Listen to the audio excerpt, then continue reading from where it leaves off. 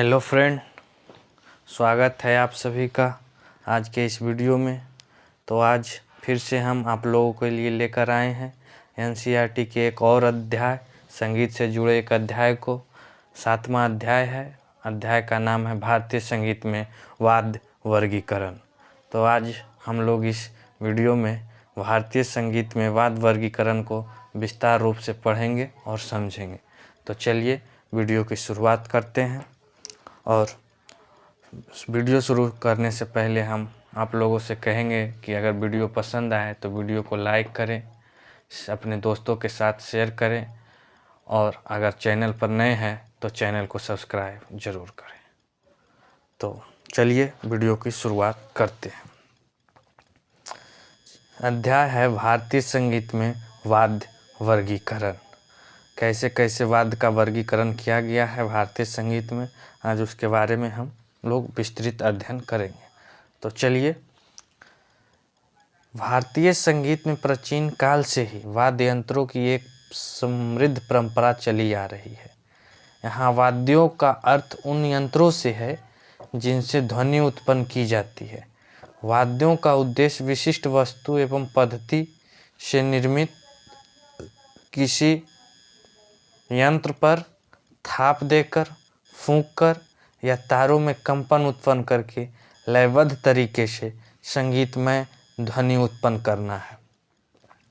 यह ध्वनि विशिष्ट स्वर समुदाय एवं तालों के शास्त्र अनुसार बजाई जाती है।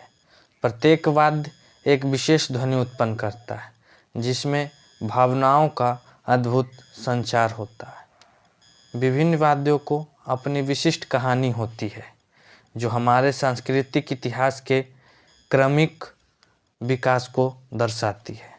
रसोई घर के बर्तनों, तस्तरी, थाली, चिमटे, चम्मच आदि भी संगीतमय संरचना के साथ वाद्यों के रूप में प्रयुक्त होते रहे। क्या आपने कभी कोई ऐसा वाद्य यंत्र देखा है जो रसोई घर के बर्तनों से मेल खाता हो? भारतीय संगीतज्ञों ने अनगिनत वाद्य यंत्रों को संवारा एवं निरंतर प्रयास से लोकप्रिय बनाया। इन प्रयासों के कारण भारतीय वाद्य यंत्रों ने विश्व भर में अपना एक विशिष्ट स्थान बना लिया है। इन प्रयासों के कारण ही वाद्य यंत्रों ने नया स्वरूप भी धारण किया है, जैसे रुद्र वीणा से सुरबहार और फिर सितार। वाद्यों का प्रयोग विभिन्न युगों में अलग अलग आवश्यकताओं की पूर्ति के लिए होता रहा, जैसे दूर बैठे व्यक्ति को संकेत देने के लिए, जंगली जानवरों को भगाने के लिए, शिकार करने के लिए, सभी के लिए अलग अलग आवश्यकता है और जिसकी पूर्ति होते रहा। कोई ऐसे भी वाद्य वर्गीकरण है जो किचन के बर्तन के समान होते हैं और उन किचन के बर्तनों से भी अलग अलग तरह की संगीतें, ध्वनियाँ निकलती है। तो आगे है, ये देख सकते हैं यहाँ, जैसे थाली से भी संगीत ध्वनि उत्पन्न हो रही है। ये घटम है, ये हुड़ुक्कू है, ये सभी से भी संगीत ध्वनि उत्पन्न ये भी एक प्रकार के वाद्य हो गया, जिसको ये घन वाद्य है, ये अवनद्य वाद्य है, ये घन वाद्य है हुड़ुक्कू। इस बात को ध्यान में रखना है कि हुड़ुक्कू कौन सा वाद्य है, घन वाद्य। घटम कौन सा वाद्य है, तो अवनद्य वाद्य। और घन वाद्य थाली कौन सा वाद्य है, तो ये घन वाद्य है। तो आगे बात करें तो समय तथा उत्सव आदि में प्रसन्नता प्रकट करने के लिए वाद्यों का प्रयोग होता था। युद्ध भूमि में सैनिकों को हौसला बढ़ाने के लिए भी दुदुम्भी, शंख, ढोल, ताशा आदि वाद्य यंत्रों का प्रयोग किया जाता था। जैसे जब कभी युद्ध होता था तो आप लोग देखते थे, जैसे रामायण में भी देखा होगा कि सेना युद्ध करने से पहले कुछ ध्वनि बजाते थे, तो उसको दुदुम्भी कहा जाता था। और दुदुम्भी, शंख, ढोल ये सब बजाकर सेना के हौसला को अफजाई किया जाता है। सभी धर्मों में संगीत वाद्यों का उपासना से बहुत गहरा संबंध रहा है। इसलिए मानव मन श्री कृष्ण को बांसुरी बजाते हुए, सरस्वती को बीना, शंकर को डमरू, गणेश को मृदंग, बजाते हुए अपनी कल्पनाओं में और उसमें निर्मित चित्रों तथा मूर्तियों में देखता है। इसके अलावा मंदिरों में पूजा अर्चना के समय घंटा, घंटी, शंख आदि का प्रयोग तथा मांगलिक कार्यों में शहनाई, ढोल, ढोलक, मंजीरा आदि का प्रयोग लोक जीवन में वाद्यों के महत्व को दर्शाते हैं। मानव शरीर को भी वाद्य यंत्र माना गया है। इसे गात्र बीना कहा गया। मानव शरीर को भी एक वाद्य यंत्र के रूप में माना गया है, जिसे गात्र बीना कहा गया है। मानव शरीर को कैसा बीना कहा गया है? ये गात्र बीना कहा गया। यहाँ देख सकते हैं बीना प्राचीन काल का बीना है। बीना एक तत्ववाद में आता है, यहाँ चित्र में दिया गया, आप लोग देख सकते हैं। तो आगे बात करें तो वाद्य शब्द वद धातु से बना है, जिसका समान अर्थ होता है बोलना। वाद मीन्स होता है बोलना। वद धातु से बना है, जिसका अर्थ होता है बोलना। संगीतिक ध्वनि तथा गति प्रकट करने के उपकरण को वाद्य कहा जाता है। वो ऐसे बात जैसे संगीतिक ध्वनि हो, गति में हो और उत्पन्न हो, उससे वाद्य कहते हैं। चाहे जो भी हो, आप एक किसी भी वस्तु से एक संगीतिक ध्वनि, कर्णप्रिय ध्वनि उत्पन्न कर रहे हैं, सुनने में लोगों को आनंद महसूस हो रहा है, तो उसे वाद्य कहते हैं। संगीत में वाद्यों का महत्व क्या है? चलिए अब इसको देख लेते हैं। संगीत में वाद्यों का महत्व, तो कंठ संगीत हो या नृत्य अथवा नाटक, सभी को अपने विस्तार के लिए, अपनी कला में आकर्षण पैदा करने के लिए तथा श्रोताओं को प्रभावित करने के लिए वाद्य यंत्रों की सहायता लेनी पड़ती है। साधारण श्रोताओं को भले ही वाद्य पर क्या बज रहा है इसका ज्ञान न हो, लेकिन उसे सुनकर वह आनंद में डूब जाता है। जैसे कि आप लोग ने देखा होगा गांव घर समाज में कि जो सुनने वाले लोग होते हैं उन्हें कुछ पता नहीं चलता है कि क्या बज रहा है, लेकिन वो इतना आनंद जरूर होते हैं कि बढ़िया बजा रहा है, सुनने में अच्छा लग रहा है, आनंदमयी हो जाते हैं। तो वाद्यों का जो मुख्य कार्य है वो गायन के माध्यम से अभिव्यक्त किए जा रहे भावों की प्रस्तुति को सुंदर बनाना। जो भी गा रहा है उसके भाव से लोगों तक बेहतरीन ढंग से पहुँचे, लोग आनंदमय हो, ये वाद्य का मुख्य कार्य है। जिस भाव और रस को शब्द और मानव कंठ व्यक्त करते हैं, उसी भाव को आकर्षक ढंग से प्रकट करने का प्रयास वाद्यों द्वारा होता है। वाद्यों के अभाव में संगीत अपूर्ण सा प्रतीत होता है। यहाँ देखिए डफ और हिमाचली शहनाई बजा रहे हैं, यहाँ वीणा बजा रही है, ये सब देख सकते हैं। आगे है सर्वप्रथम वैदिक काल में हमें संगीत वाद्यों का वर्णन मिलता है। सर्वप्रथम वैदिक काल में हमें संगीत वाद्यों का वर्णन मिलता है, जिससे यह सिद्ध होता है कि उस काल में विभिन्न प्रकार के वाद्यों का विकास हो चुका था। रामायण काल में वीणा, मृदंग द्वारा नृत्य की संगति का उल्लेख प्राप्त होता है। जो रामायण काल था उसमें वीणा और मृदंग द्वारा नृत्य की संगति का उल्लेख प्राप्त होता है। तो महाभारत काल में महती वीणा, वेणु, दुदुम्भी, पुष्कर आदि वाद्यों का वर्णन मिलता है। रामायण काल में सिर्फ वीणा और मृदंग का मिलता है। महाभारत काल में महती वीणा, वेणु, दुदुम्भी, पुष्कर आदि वाद्यों का वर्णन मिलता है। अब संगीत वाद्य का वर्गीकरण देख लेते हैं। तो संगीत वाद्य का वर्गीकरण, आदि काल से वर्तमान काल तक मानव विभिन्न प्रकार के संगीतिक वाद्यों का प्रयोग करता रहा है। इन वाद्यों का उल्लेख संगीत के प्राचीन ग्रंथों में भी मिलता है। भारतीय संगीतिक वाद्यों का वर्गीकरण का आधार मुख्यतः ध्वनि रहा है। सर्वप्रथम भरत मुनि ने अपने ग्रंथ नाट्यशास्त्र में संगीतिक वाद्यों का चतुर्विध वर्गीकरण किया है। संगीत वाद्य का चतुर्विध वर्गीकरण सर्वप्रथम भरत मुनि ने अपने ग्रंथ नाट्यशास्त्र में किया है। तंत चैवावनद्धम च घन सुशीरमेव च चतुर्विध तु विज्ञे मतोध लक्षणान्वितम। नाट्यशास्त्र का पहले अध्याय का 28वां श्लोक है। तो अर्थात इसका अर्थ है कि संगीत वाद्य 4 प्रकार के होते हैं, तत्, अवनद्ध, घन एवं सुशीर। उपरोक्त 4 वाद्यों को लक्षण स्पष्ट करते हुए उन्होंने लिखा है। सभी चारों वाद्य तत्, अवनद, घन एवं सुशील वाद्यों का क्या क्या लक्षण है वो इसको स्पष्ट करते हुए आगे लिखे हैं।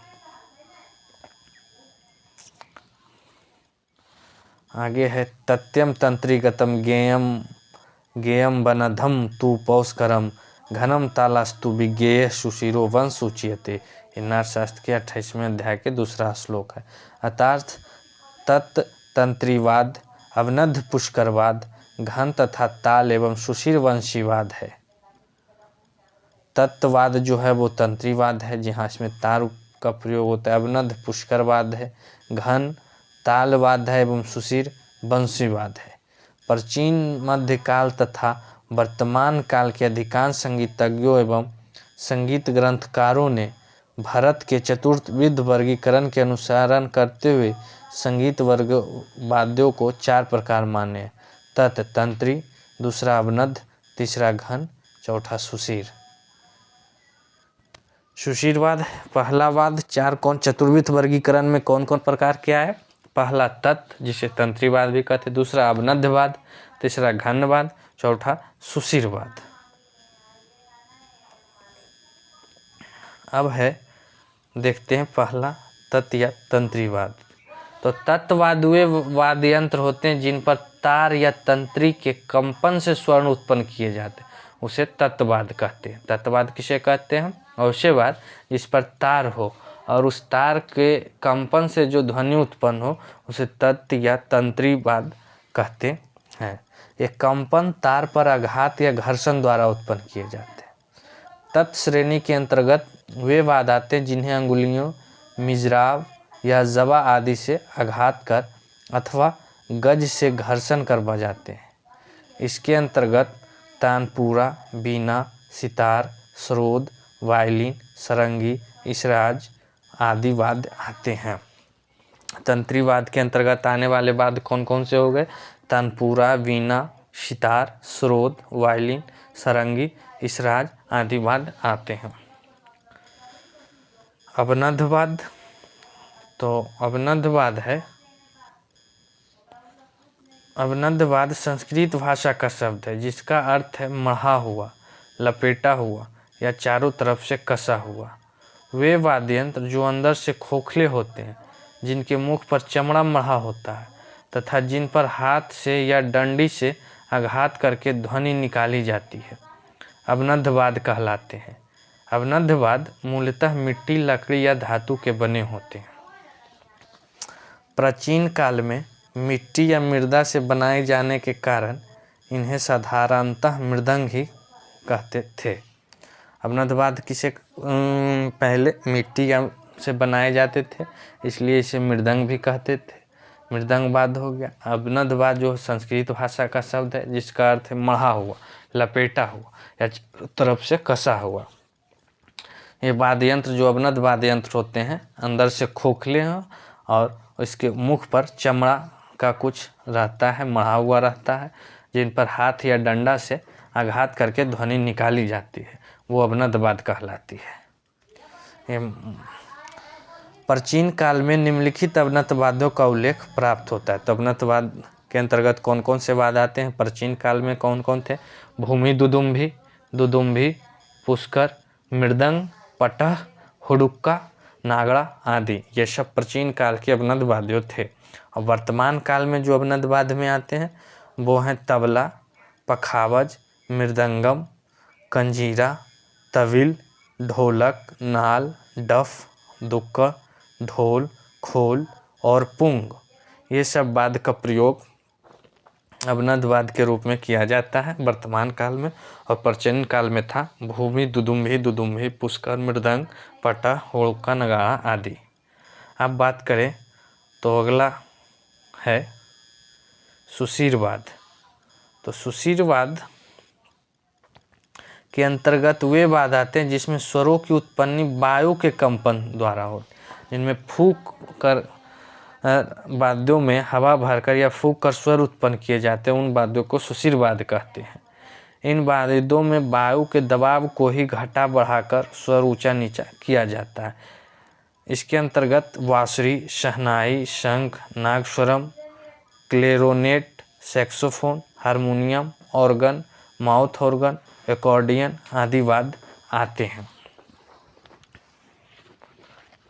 आगे बात करें तो आगे है घन्यवाद। घन्यवाद क्या होता है वो देख लेते हैं। घन्यवाद मूलतः लकड़ी, कांसा, पीतल आदि के धातु से बनाए जाते हैं, जिन्हें आपस में टकराकर या डंडियों से प्रहार से बजाए जाते हैं। इनका मुख्य कार्य लय धारण करना होता है। लोक संगीत में इनका प्रयोग अधिक होता है। इसके अंतर्गत आने वाले वाद्य हैं घंटा, घंटी, झांझ, खरताल, मंजीरा, घुंघरू, मुरचंग आदि। तो घन्यवाद ऐसे वाद्य होते हैं जिसका लोक संगीत में बहुत प्रयोग होता है। इसके अंतर्गत आने वाले वाद्य घंटा, घंटी, झांझ, खरताल, मंजीरा, घुंघरू, मुरचंग, गांव में कहीं देखते होंगे झाली भी कहता है, झाली, ये सब घन्यवाद्य में आते हैं, जो कांसा, पीतल, लकड़ी का बना होता है, जिसको आपस में टकराकर या उस पर कोई डंडी से प्रहार कर बजाए जाते हैं। अब बात करें अवनद्यवाद और उसके प्रकार की, तो अवनद्यवाद और उसके प्रकार को जानते हैं। तो ताल संगीत का प्राण है और अवनद्यवाद ताल ठेकों के धारण करते हैं। आज हम अवनद्यवाद के बिना संगीत की कल्पना भी नहीं कर सकते। अवनद्यवादों की संगति से संगीत लयबद्ध, तालबद्ध और मधुर और मनोरंजक हो जाता है। लगभग सभी अवनद्य वाद्यों का विकास गायन, वादन और नृत्य की संगति करने का उद्देश्य हुआ, लेकिन वर्तमान में तबला और पखावज जैसे वाद्यों ने अपने नाद सौंदर्य और नाद वैचित्र्य के गुणों के कारण संगीत में अपना एक स्वतंत्र स्थान बना लिया है। आज संगीत समारोहों में तबला और पखावज एकल वादन श्रोताओं के लिए आकर्षण का केंद्र होता है। अवनद्यवाद में आज जो संगीत में उसका प्रयोग होता है वो अपने नाद से, ध्वनि से संगीत को जो एक नया रूप दे रहा है, उसका ही अलग एक विशेष प्रकार की प्रचलन चल गई है। आज अवनद्यवाद में तबला, पखावज, कोई भी नृत्य समारोह हो या कोई भी प्रकार की सांस्कृतिक समारोह, वहाँ तबला, पखावज जैसे अवनद्य वाद्यों का एकल वादन श्रोताओं के कानों को, जीवन को आनंदायित कर देती है। इसके अतिरिक्त सामाजिक जीवन में भी अवनद्य वाद्यों का अपना महत्व है। विभिन्न मांगलिक अवसरों यथा विवाह आदि में ढुक्कड़, ढोल, ताशा जैसे अवनद्य वाद्यों का वादन होता है। विभिन्न प्रकार के धार्मिक कार्यों में अवनद्य वाद्यों का खूब प्रयोग होता है। मंदिरों में आरती के समय संकीर्तन मंडलियों में, रथ यात्रा में आदि में भी विभिन्न प्रकार के अवनद्य वाद्यों का प्रयोग होता है। युद्ध में सैनिक में जोश भरने के लिए और युद्ध के लिए प्रेरित करने हेतु ढोल और नगाड़े जैसे बड़े बड़े अवनद्य वाद्यों का प्रयोग होता है। स्वतंत्रता दिवस और गणतंत्र दिवस पर सैनिकों की परेड के दौरान भी अवनद्य वाद्यों का प्रयोग होता है। देखा कहाँ कहाँ और किसके किसके लिए अवनद्य वाद्यों का प्रयोग होता है। स्वतंत्रता दिवस, गणतंत्र दिवस, युद्ध में सैनिकों को प्रेरित करने के लिए भी अवनद्य वाद्यों का प्रयोग होता है। अब हम कुछ अवनद्य वाद्यों के प्रमुख जो हैं बहुत प्रचलित हैं उसकी चर्चा करेंगे, जैसे मृदंग, थविल, ढोलक, खोल, बोंगो, कोंगो, ये सब अवनद्य वाद्य है जो वर्तमान काल में प्रचलित है, उसके बारे में थोड़ा जानेंगे। तो सबसे पहले बात करेंगे मृदंगम की। तो मृदंगम दक्षिण भारतीय संगीत का प्रमुख अवनद्य वाद्य है। इसका प्रयोग गायन, वादन तथा नृत्य की संगति के लिए होता है। एक अवनद्य वाद्य के रूप में यह वाद्य इतना महत्वपूर्ण है कि इसके बिना कर्नाटक संगीत की कल्पना भी नहीं की जा सकती है। यह दो मुखी वाद्य है जिसे लिटाकर बजाया जाता है। इसे बनाने के लिए मुख्यतः कटहल की लकड़ी का प्रयोग किया जाता है। इसका दायां मुख इसके बाएं मुख की तुलना में छोटा होता है। मृदंगम की लंबाई 22 से 24 इंच तक और इसके मध्य के घेरे का व्यास 12 इंच तक होता है। ये सब नोट भी करते चलना है। मृदंगम के बारे में दी गई है, बहुत ही बेहतरीन जानकारी है, जिसे आप नोट करते चल सकते हैं। कर्नाटक संगीत में प्रयुक्त होने वाला मृदंगम आकार प्रकार में लगभग उत्तरी भारतीय पखावज की तरह ही दिखता है, लेकिन इसकी संरचना तथा नाद में भिन्नता होती है। मृदंगम की लंबाई पखावज की तुलना में कम होती है। इसके दाएं मुख में लगने वाले चमड़ा पखावज में लगने वाले चमड़े की तुलना में अधिक मोटा होता है। मृदंगम के दाएं मुख के किनारे यह चमड़ा सियाही के स्थान को छोड़कर पूरी के पूरे हिस्से को घेर लेता है, जिस कारण मृदंगम में चाट और सियाही का भाग ही दिखाई पड़ता है, जबकि पखावज की पूड़ी, चाट, लब और सियाही इन तीनों भागों में बटी होती है। दक्षिण भारत में इस सियाही को सोरू कहते हैं। इसे लौह चूर्ण, पके चावल आदि के मिश्रण से बनाते हैं। मृदंगम का बायां मुख भी पखावज की तुलना में छोटा होता है, जिस पर सूजी की पुलिका लगाई जाती है। मृदंगम के बाएं मुख पर सूजी लगाने के साथ छोटा रखा जाता है। मृदंगम में दोनों मुखों की पुड़ियों को चमड़े की बाधियों में आपस में कसा जाता है, चमड़े की बद्धी से, जिसे चटाई या पिन्नल कहते हैं। इसका दायां मुख गायक या वादक के गाए जाने वाले स्वर में मिलाया जाता है। अब आगे बात करें तविल। तो तविल दक्षिण भारत के तमिलनाडु राज्य का एक प्रमुख अवनद्ध वाद्य है। इसका प्रयोग मुख्य रूप से वहाँ के लोक संगीत, कर्नाटक शास्त्रीय संगीत एवं नागस्वरम की संगति के लिए किया जाता है। तविल का ढांचा लकड़ी का बना होता है। इसके निर्माण में मुख्यतः पनस, जिसको कटहल कहते हैं, की लकड़ी का प्रयोग किया जाता है। तविल के ढांचे का लंबाई लगभग 18 इंच होती है। ढांचे के मध्य भाग कुछ उभरा हुआ होता है। इसके दो मुख होते हैं। दाहिने मुख का व्यास बाएं मुख के व्यास से अधिक होता है। इसके दाहिने मुख का व्यास लगभग 10 इंच एवं बाएं मुख का व्यास लगभग 8 इंच होता है। कहीं कहीं दोनों मुखों का व्यास एक समान अर्थात 8-8 इंच का भी होता है। इसके मुखों पर चमड़े की गहरी परत का प्रयोग किया जाता है। दाहिने मुख पर गाय या भैंस का चमड़ा एवं बाएं मुख पर बकरे का चमड़ा का प्रयोग किया जाता है। दाहिने मुख के चमड़े को अधिक कसा जाता है, जबकि बाएं मुख के चमड़े को थोड़ा ढीला रखते हैं और भीतर की ओर से लेप लगाया जाता है। दोनों मुखों के ढांचे पर महने के लिए 6 से 7 बांस की पतली पट्टियां तथा जूट व चमड़े से निर्मित गोलाकार चक्र का उपयोग किया जाता है। वर्तमान में लोहे के खोखले रिंग का भी प्रयोग देखने को मिलता है। दोनों मुखों के चमड़े को इन गोल चक्रों की सहायता से ढांचे पर लगा देते हैं और भैंस के चमड़े की मोटी बद्धी द्वारा मजबूती से कस देते हैं। इसकी बद्धियां को कसने के लिए मध्य भाग में चमड़े की चौड़ी बद्धी का प्रयोग किया जाता है। इस वाद्य को किसी विशेष स्वर से में मिलाने की सुविधा नहीं होती है। इसकी आवाज़ बहुत तीव्र होती है। तो ये रहा तविल की जानकारी। अब बात करें, ये देखिए यहाँ देख सकते हैं चित्र में तविल बजाते हुए एक कलाकार है। इस प्रकार का तविल रहता है। इसमें स्वर मिलाने की उतनी आवश्यकता नहीं रहती है। इसकी आवाज़ बहुत तीव्र पहले से ही रहती है। अब आगे बात करें तो अगला है ढोलक। तो ढोलक उत्तर भारतीय संगीत में प्रचलित एक प्रमुख लोक अवनद्ध वाद्य है। इसका प्रयोग लोक संगीत में गायन की संगति के लिए किया जाता है।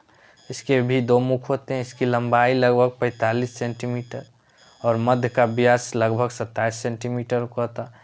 इसका दायां मुख बाएं मुख की तुलना में थोड़ा छोटा होता है। दोनों मुखों पर चमड़े की पूड़ी लगी होती है। दोनों पूड़ियाँ सूत की डोरी की सहायता से एक दूसरे को कसी होती है। इन बद्धियों के बीच में लोहे के छल्ले लगे होते हैं, जिनकी सहायता से ढोलक को कसा जाता है। बाएं मुख से निकलने वाली ध्वनि को गंभीर करने के लिए इसमें चमड़े की भीतरी सतह पर एक विशेष प्रकार का लेप लगाया जाता है। इसे अंगुलियों से बजाते हैं। ढोलक को अंगुलियों से भी बजाते हैं। अगला है खोल। खोल किसे कहते हैं? यहाँ देख रहे हैं खोल का चित्र बना हुआ है। इस प्रकार का खोल रहता है। अब खोल के बारे में थोड़ा जान लेते हैं, किससे बना होता है, इसके लंबाई चौड़ाई के बारे में, व्यास के बारे में, कहाँ प्रचलित है इसके बारे में। तो बंगाल, उड़ीसा, असम और मणिपुर राज्यों के संगीत में खोल वाद्य प्रचलित है। कीर्तन परंपरा में इसका खूब प्रयोग होता है। इसका ढांचा पकी हुई मिट्टी से बना होता है।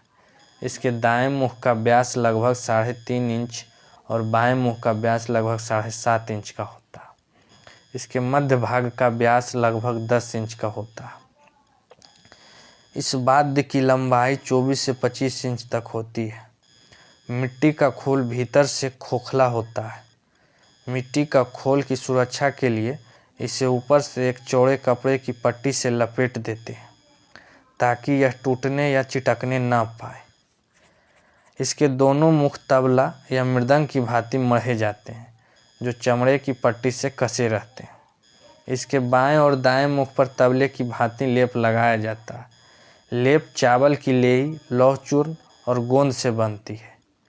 इसका दायां मुख ऊंचे स्वर में मिला होता है और बाएं मुख की नाद गंभीर होता है।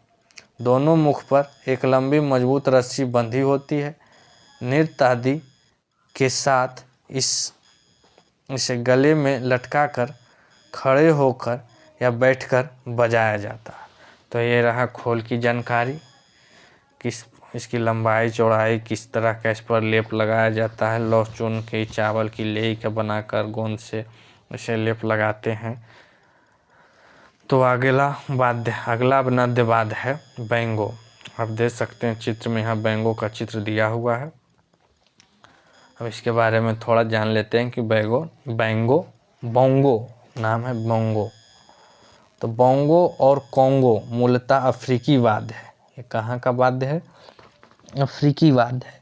इनका प्रयोग अधिकतर भारतीय फिल्म संगीत में किया जाता है। बोंगो एक छोटा सा अवनद्य वाद्य है जिसमें तबला वाद्य के समान दायां और बायां 2 भाग होते हैं जो आपस में एक दूसरे से जुड़े होते हैं। इसका बायां मुख बड़ा और दायां मुख छोटा होता है। छोटे मुख पर पतली तथा बड़े मुख पर मोटे चमड़े की पूड़ी चढ़ाई जाती है। पूड़ी की किनारे को स्टील के रिंग में फंसाकर मुख पर कस दिया जाता है। रिंग के किनारों पर 4 दिशाओं में 4 स्टील की छड़ें फंसे होती है जो नीचे की तरफ पेंच द्वारा कसी जाती है। इन पेंचों की मदद से पूड़ी को ऊंचे या नीचे स्वर में मिलाया जा सकता है। बोंगो अधिकतर कुर्सी या स्टूल पर बैठकर बजाया जाता है। बजाते समय इस दोनों घुटनों के बीच आगे की तरफ झुकाकर फंसा लेते हैं जिससे इसे बजाने में सुविधा रहती है। बोंगो को हम अधिकतर समय कुर्सी या स्टूल पर ही बैठकर बजा सकते हैं क्योंकि इसमें थोड़ी ऊंचाई रहती है, तो आप नीचे बैठकर आसानी से इसे बजा नहीं पाएंगे। तो इसके लिए कोई स्टूल या कुर्सी पर बैठकर बजाना आसान होता है और पैरों के घुटनों के बीच इसे फंसा लेते हैं तो बजाने में और भी आसानी होती है। ये भी एक छोटा सा अवनद्य वाद्य है। इसके भी 2 भाग होते हैं, बायां और दायां, जो एक दूसरे से जुड़े होते हैं। बायां मुख बड़ा होता है, दायां मुख उस बाएं मुख की अपेक्षा थोड़ी छोटी होती है। इसके मुख पर पतली तथा बड़े मुख पर मोटे चमड़े की, बाएं मुख पर छोटे मुख जो है उस पर पतली चमड़ी और बड़े मुख पर जो है मोटे चमड़े की पूड़ी चढ़ाई जाती है और उस पूड़ी के किनारे को स्टील के रिंग में फंसाकर मुख पर कस दिया जाता है। तो आगे बात करें, ऊंची ध्वनि के निकालने के लिए 1 उंगली तथा नीची ध्वनि निकालने के लिए 3 या 4 उंगलियों को जोड़कर थाप जैसे आघात का प्रयोग किया जाता है। बोंगो को दोनों भाग में किसी भी एक भाग पर दोनों हाथ की अंगुलियां का प्रयोग वादन के लिए किया जा सकता है। ये रहा बोंगो और कोंगो का बारे में थोड़ी जानकारी। ये दोनों अफ्रीकी वाद्य है, बोंगो और कोंगो। तो आगे है थोड़ा कोंगो देख लेते, उसका चित्र भी आप लोग सामने देख रहे होंगे कोंगो कैसा दिखता है।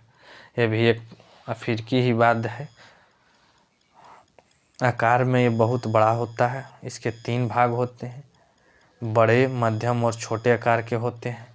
प्रत्येक भाग की ऊंचाई बराबर होती है, लेकिन बोंगो की तुलना में इसकी ऊंचाई अधिक होती है।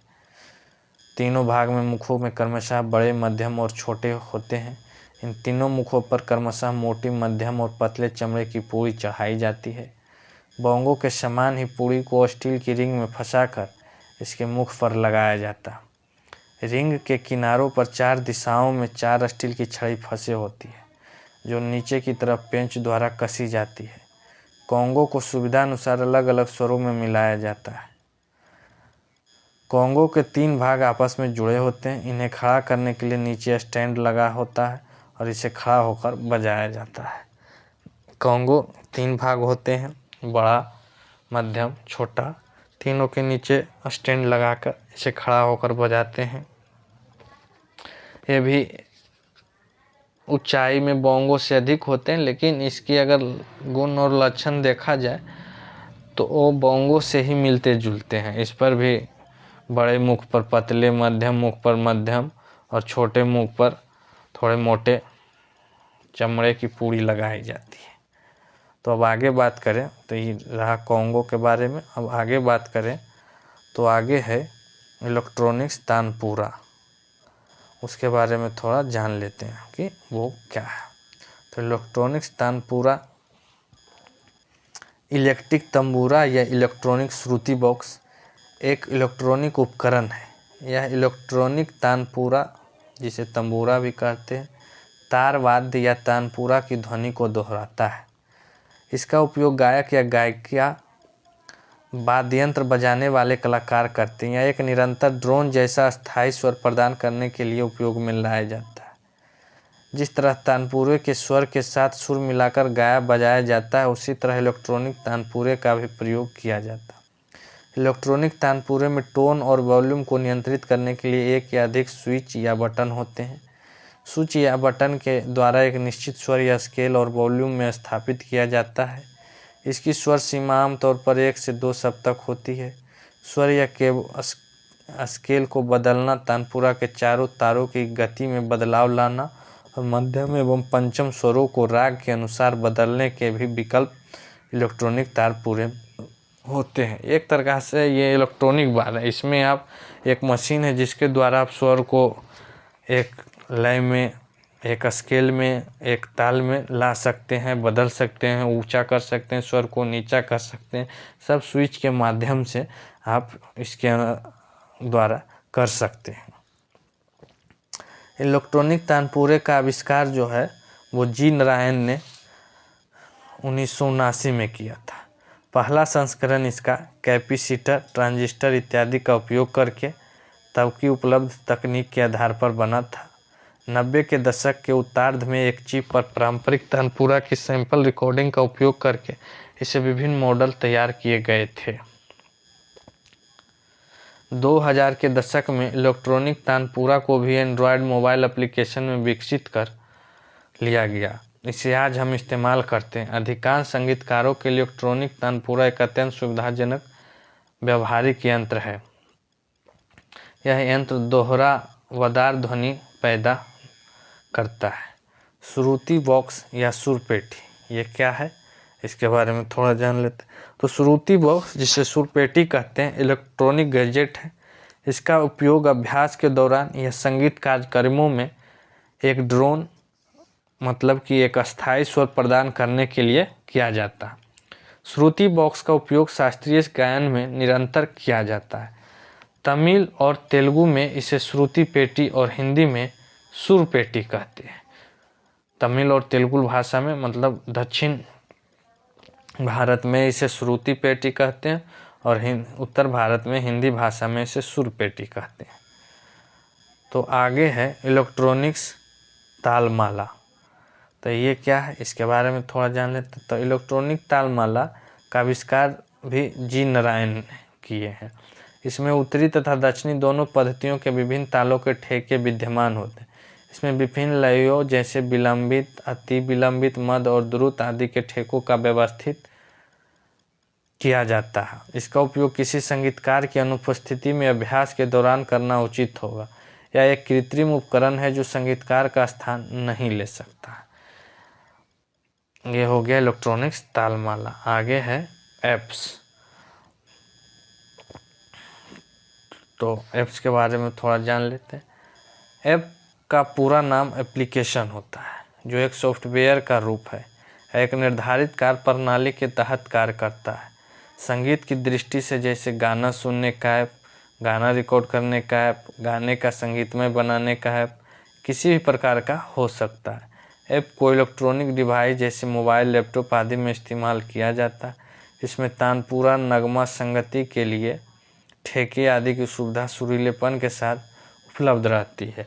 ये हो गया ऐप्स। जिस तरह आप लोग ऐप्स बहुत सारे ऐप्स यूज किए होंगे, डाउनलोड किए होंगे गाने के लिए, वहाँ सुर ताल पहले से दिया रहता है, उस पर आप लोग गाना गाते हैं और सुंदर आवाज़ उस गाने को बजा दिया जाता।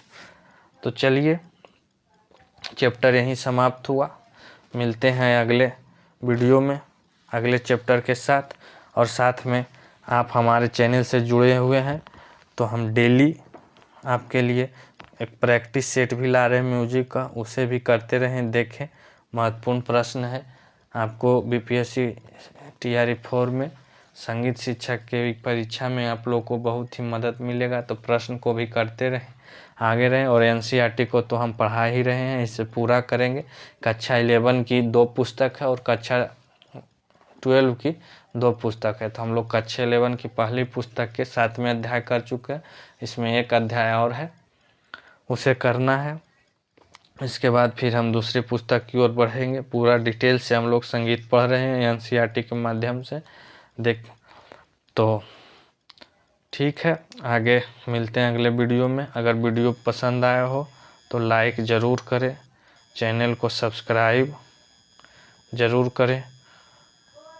और इसका पीडीएफ चाहते हैं तो टेलीग्राम ज़रूर ज्वाइन कर लें। वहाँ इसका आपको लिंक दिया रहेगा कमेंट बॉक्स और डिस्क्रिप्शन बॉक्स में टेलीग्राम का, वहाँ से जुड़कर आप इसका पीडीएफ प्राप्त कर सकते हैं, जिसको आप बाद में भी रिवीजन के दृष्टिकोण से पढ़ सकते हैं।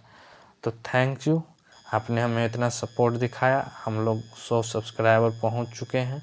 आगे भी इस तरह प्यार बनाए रहे कि हमें और भी मोटिवेशन मिलता है आप लोगों के लिए, अच्छे से कंटेंट लाएं और अच्छे प्रश्न लाएं, अच्छे वीडियो लाएं। तो थैंक यू, मिलते हैं अगले वीडियो में।